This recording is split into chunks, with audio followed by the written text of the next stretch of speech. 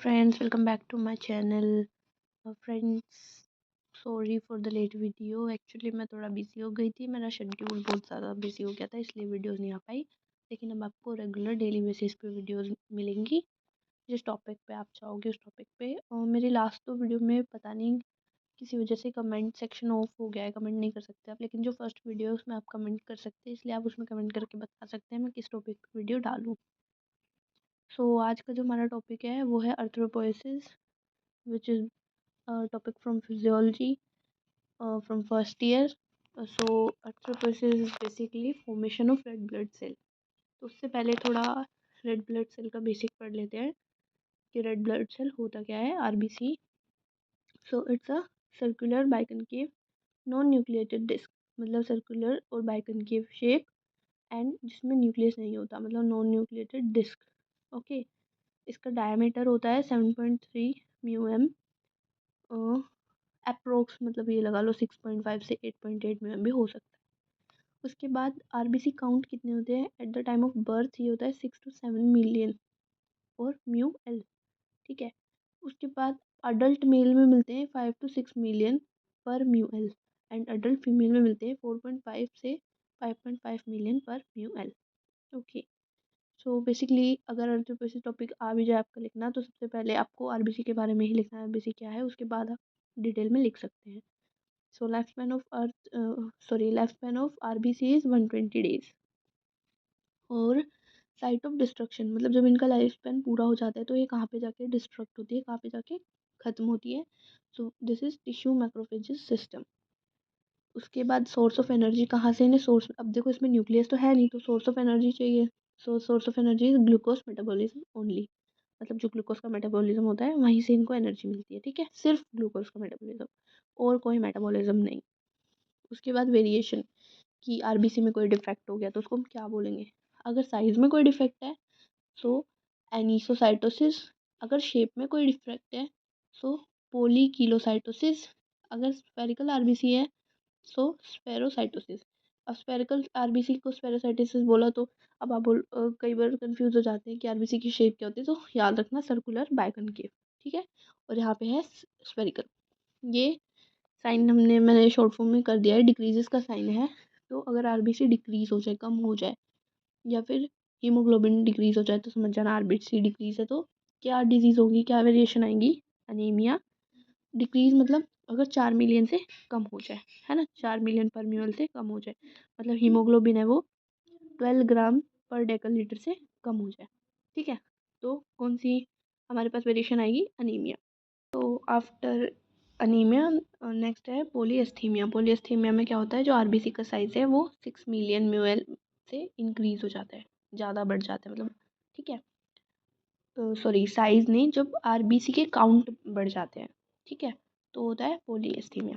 उसके बाद हीमोफोसिस। हीमोफोसिस एक प्रोसेस है जिसको हम क्या कहते हैं, development of blood cell. Blood cell में सिर्फ आरबीसी नहीं आएगी, आरबीसी, डब्ल्यूबीसी एंड प्लेटलेट्स सारी आएंगी। It's this process is हीमोफोसिस।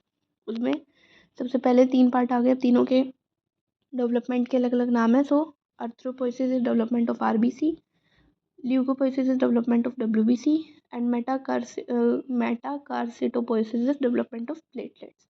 तो इतना सिर्फ बेसिक था आरबीसी का। उसके बाद हम स्टार्ट करेंगे कि अर्थ्रोपोइसिस की साइट कहाँ है, कि वो हमें अपनी लाइफ स्पेन के, अपनी लाइफ के टाइम में कब कहाँ मिलती है, कहाँ पे वो बनती है। तो जब इंट्रा यूटेरन लाइफ, मतलब जब बच्चा वोम में होता है, तो स्टार्टिंग के 3 मंथ होते हैं जब फिटल लाइफ के, तब वो योक सैक में बनती है। ठीक है, उसके बाद आफ्टर 3 मंथ बच्चे का लीवर और स्प्लीन बन जाता है, तो वो वहाँ पे बनती है। ठीक है, उसके बाद आफ्टर 6 मंथ बोन मैरो बन जाती है वहाँ। उसके बाद जो आरबीसी का साइट है वो क्या होता है, बोन मैरो। उसके बाद बच्चा जब छोटा होता है, इन चिल्ड्रन, तो all bone with red marrow, जितनी भी बोन है जिनमें रेड मैरो है वहाँ पे बनती है, और लीवर एंड स्प्लीन। उसके बाद अडल्ट, अडल्ट जब बड़े लोग होते हैं उसमें कहाँ पे बनती है आरबीसी, क्या साइट होता है आरबीसी का, end of long bone, long bone का एंड। एक्चुअली गाइज मैंने टाइप्स ऑफ बोन अभी आपको नहीं वीडियो डाली है, सो टाइप्स ऑफ बोन की भी मैं वीडियो जल्दी डालूंगी ताकि आपको फिर उसमें समझ आ जाए।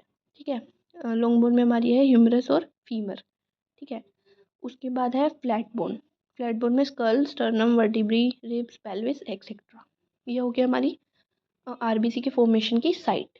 ठीक है, ठीक। उसके बाद हम बात करते हैं स्टेजेस की कि कैसे वो बनती है। तो स्टेजेस मतलब एक आरबीसी को बनने में 7 से 9 दिन का टाइम लगता है। ठीक है, तो सबसे पहला जो स्टेज है वो है हीमोसाइटोब्लास्ट, जिसमें वो स्टेम सेल रहती है, जिसमें क्या होता है सेल का जो साइज़ है वो छोटा होता है।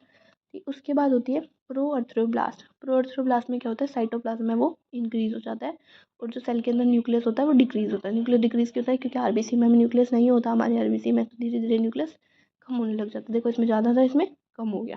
ठीक है, उसके बाद early normoblast, then intermediate normoblast. Intermediate normoblast में क्या होता है हीमोग्लोबिन बढ़ना शुरू हो जाता है, मतलब हीमोग्लोबिन हमें दिखने लगता है। उसके बाद लेट नॉर्मोब्लास्ट। लेट नॉर्मोब्लास्ट में दो है, अर्ली एंड लेट। उसमें क्या होता है माइटोसिस का जो प्रोसेस है वो धीरे धीरे कम होने लग जाता है। ठीक है, उसके बाद है रेटिकुलोसाइट। रेटिकुलोसाइट में जो न्यूक्लियस है वो प्रॉपरली ख़त्म हो जाता है।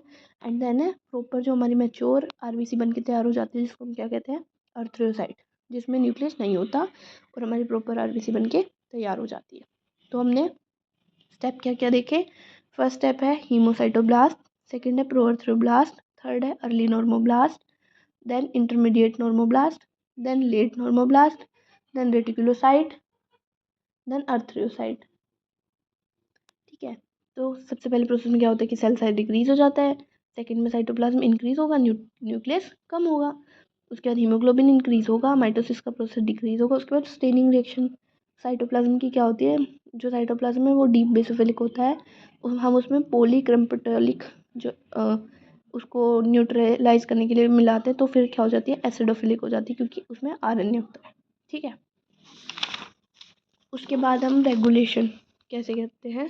रेगुलेशन में दो है, एक जनरल फैक्टर, एक स्पेशल मैचुरेशन।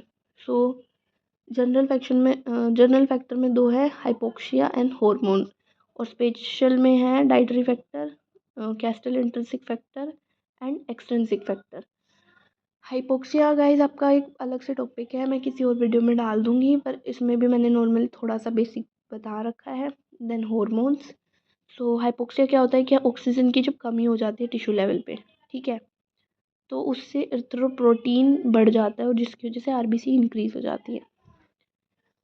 ये रेगुलेट कर रहा है ना आरबीसी को फिर। तो उसके बाद हार्मोन है जो थायरोक्सिन, एंड्रोजन और एंटीरियर पिट्यूटरी हार्मोन्स होते हैं, ये सब ये आरबीसी की प्रोडक्शन को स्टिमुलेट करते हैं, मतलब बढ़ाते हैं। और जो ईस्ट्रोजन हार्मोन है वो आरबीसी की प्रोडक्शन को कम करता है, मतलब घटाता है।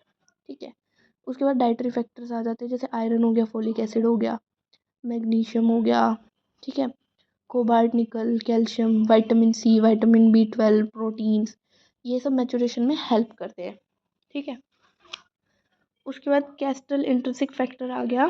कैस्टल इंट्रिंसिक फैक्टर क्या होता है? Produce by parietal cell, help in vitamin B12 absorption. अब हमने पढ़ा था विटामिन B12 डाइटरी फैक्टर में कि विटामिन B12 खाएंगे या एब्जॉर्ब करेंगे तो मैचुरेशन इंक्रीज होगी, तो सेम वही है कि मैचुरेशन ऑफ आरबीसी इंक्रीज हो जाती है, मतलब बढ़ा मैचुरेशन करने के लिए आरबीसी के लिए ये फैक्टर इंपॉर्टेंट है। ठीक है, उसके बाद एक्सट्रिंसिक फैक्टर, उसमें भी सेम वही vitamin B12, folic acid, maturation of RBC.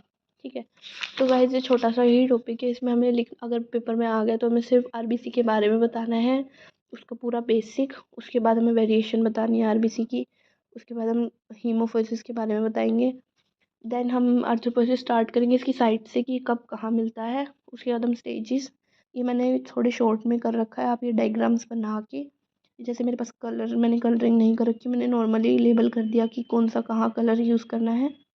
आप इसको अच्छे से पूरे पेज में अच्छे से टेबल बना के आ सकते हैं, इसके बारे में लिख सकते हैं, देन देयर रेगुलेशंस।